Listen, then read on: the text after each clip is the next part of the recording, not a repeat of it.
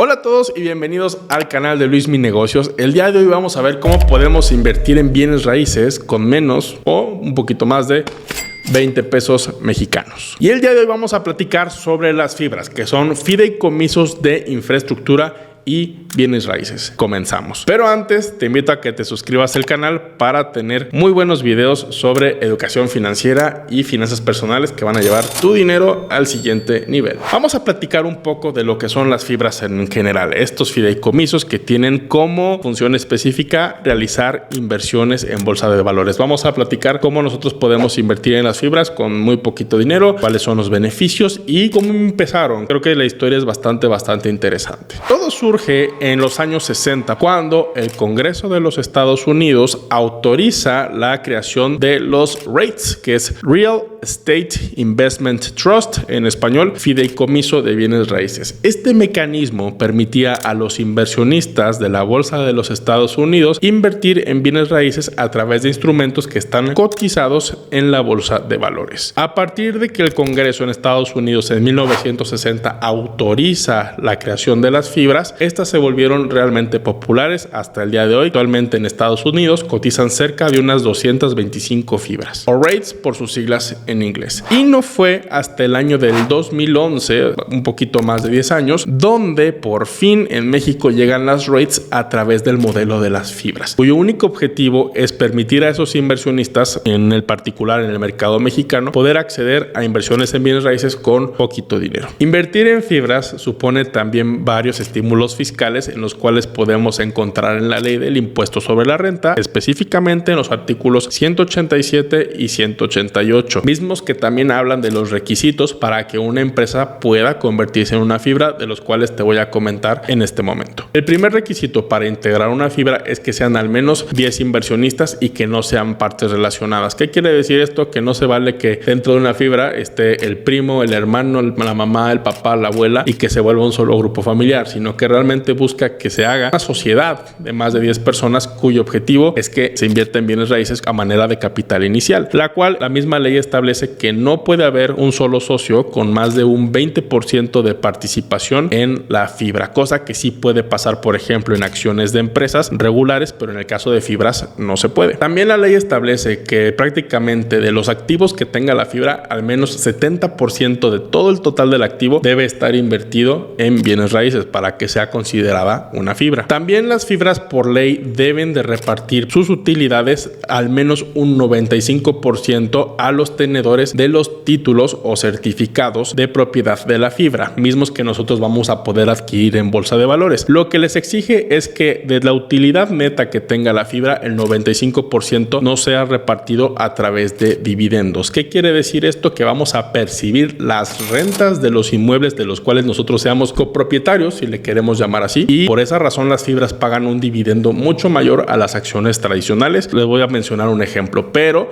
también como recibimos dineros por arrendamiento, nosotros vamos a tener que tributar bajo el régimen de arrendamiento. Pueda que esto te asuste, pero al final del video voy a platicar cómo es que tributan las fibras y qué beneficios tenemos al momento de hacerlo. De igual manera, la ley estipula que las empresas que se dediquen a hacer fibras pueden que ellos mismos construyan los edificios o lo que tengan que construir, o bien que se dediquen a adquirir el inmueble para después rentarlo, porque esa es la principal función de la fibra, rentarlo. De hecho, tienen prohibido, por ejemplo, dedicarse a una comercialización de inmuebles. No es válido que una fibra construya un edificio para venderla después de un año. La ley estipula que para que sea una fibra, todo edificio, toda edificación, cualquier cosa que se dediquen ellos a construir o adquirir para después rentar, por lo menos la sociedad debe tenerla 4 años en arrendamiento. Ya pasados los 4 años, la fibra puede decir, mira, tenemos este edificio de oficinas, no se rentó muy bien, vamos a venderlo. Eso sí es válido, pero el objetivo principal es establecer flujos constantes de renta para que nosotros los inversionistas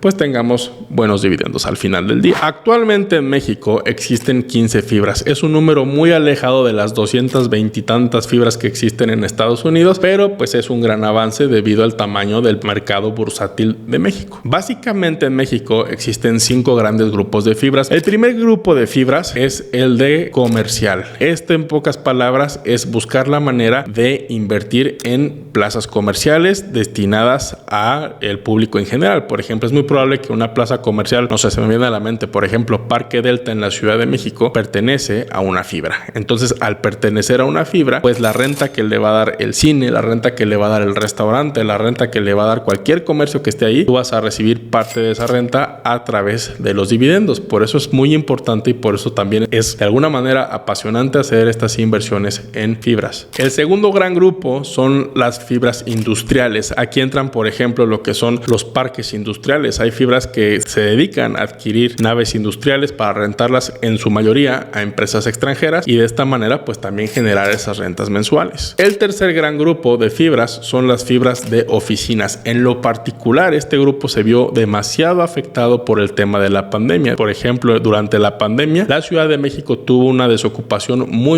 fuerte por el tema de oficinas debido a la incursión del home office, porque pues prácticamente por temas de salud no había de otra. Pero es una manera en la que nosotros podemos invertir en oficinas, ¿no? Hay empresas que rentan varios pisos o incluso edificios enteros y de esta manera pues también garantizamos que nosotros tengamos un flujo constante de dividendos. El cuarto gran grupo son las fibras hoteleras. En este caso, pues su nombre lo menciona, estamos invirtiendo en desarrollos turísticos para nosotros también obtener esos dividendos. Y por último están lo que son las fibras mixtas, cuando hay una combinación o una mezcla de cualquiera de estos grupos previamente mencionados. Incluso, por ejemplo, no es un gran grupo, pero podemos ahí ubicar fibras que se dedican al desarrollo de centros educativos. Entonces, el abanico que tenemos de posibilidades para invertir en fibras realmente es amplio, no tan amplio como el de Estados Unidos, pero ojo, no quiere decir que no podemos invertir también en el mercado de los Estados Unidos. Este video está enfocado en fibras de México, pero voy a hacer un video de REITs en el cual nosotros podemos invertir prácticamente en cualquier fibra que tenga su base en los Estados Unidos, lo cual es una muy buena ventaja. Entonces, ¿qué ventajas tienen las fibras? Bueno, en lo particular son muchas. ¿Por qué? Porque tienen los beneficios de un mercado de valores y también los beneficios del mundo del real estate o de las bienes raíces. El primer gran punto que tenemos que resaltar es la accesibilidad. Tú, abriendo una cuenta de un broker o de un intermediario financiero, de manera muy fácil y sencilla puedes empezar a invertir en este tipo de instrumentos. Como lo mencioné, hay fibras desde 3 pesos, 10 pesos, 20 pesos. Creo que las fibras más caras están en 60 pesos, pero eso es muy poquito dinero. Es mucho menos de lo que te cuesta un café de Starbucks. Creo que están por esos niveles. Y además vas a tener el gran beneficio de los dividendos. Estamos hablando que hay fibras que pagan desde un 6% hasta un 11% en dividendo, lo cual es mucho. Por ejemplo, si comparamos con una empresa como Coca-Cola que te paga de dividendos cerca del 2.5% o incluso un Apple que te paga menos del 1%, estamos hablando de que realmente las fibras tienen una muy buena repartición de dividendos y esto representa más dinero para el inversionista, o sea, nosotros. Recordemos que estos dividendos de las fibras generalmente se pagan cada 3 meses y las tasas de dividendos son anualizadas. ¿Qué quiere decir esto? Te voy a poner un ejemplo muy sencillo. Suponiendo que una fibra vale 100 pesos y su dividendo es del 10%, esto quiere decir que si la fibra te costó 100 pesos a ti cada título, de dividendos te va a dar 10 pesos al año. Pero ahí te va cuál va a ser el tratamiento fiscal. En primer lugar, tú vas a estar recibiendo esos 10 pesos aproximadamente 4 veces al año, cada trimestre. Cada fibra puede tener sus propias reglas y sus propias fechas de pago. Esto tienes que saberlo. Pero de esos 10 pesos se te van a retener 3, que es el 30%. Esto va a ser una retención forzosa que nosotros la vamos a ver en nuestra hoja o en nuestra constancia que nos entregue nuestro broker a fin de año para nosotros poder hacer nuestra declaración anual y ponerlo ahí. Quizá la principal ventaja fiscalmente de las fibras es que estas no generan impuestos por la enajenación de la misma. ¿A qué me refiero? A que si tú, por ejemplo, compras una acción, no sé, Coca-Cola, que suponte que cuesta 100 pesos y con esos 100 pesos la acción sube de valor a 110. Ahí tienes tú una ganancia de 10 pesos. Sobre esa ganancia que tienes de 10 pesos, tú debes de pagar el 10% de impuestos. Por lo tanto, tu impuesto ahí será de 1 peso. En el caso de una fibra que cueste 100 pesos y al momento de venderla, la fibra vale 110 pesos, esos 10 pesos que tienes de remanente prácticamente es una ganancia exenta y esa es completamente para ti. ¿Por qué razón? Porque la fibra tributa bajo el régimen de arrendamiento. Entonces, tú lo que tienes que pagar es el 30% de la ganancia que tengas sobre los dividendos. Aquí es la gran diferencia. Por ejemplo, cuando yo invierto en acciones de empresas y recibo dividendos, dividendos, la retención va a ser del 10%, mismo como va a ser el impuesto sobre la renta. Pero en el caso de las fibras, ese porcentaje en vez de ser del 10 sube al 30. Entonces, unas por otras. Cuando hablamos nosotros de ganancia de capital o de ganancias en acciones, aquí nosotros no vamos a pagar impuestos, pero cuando hablamos de dividendo hay una retención del 30%. Entonces, ¿eso qué quiere decir? Que si yo voy a recibir dividendos por 10 pesos, únicamente el broker a mí me va a pagar lo que son 7, porque está quitando impuestos. Pero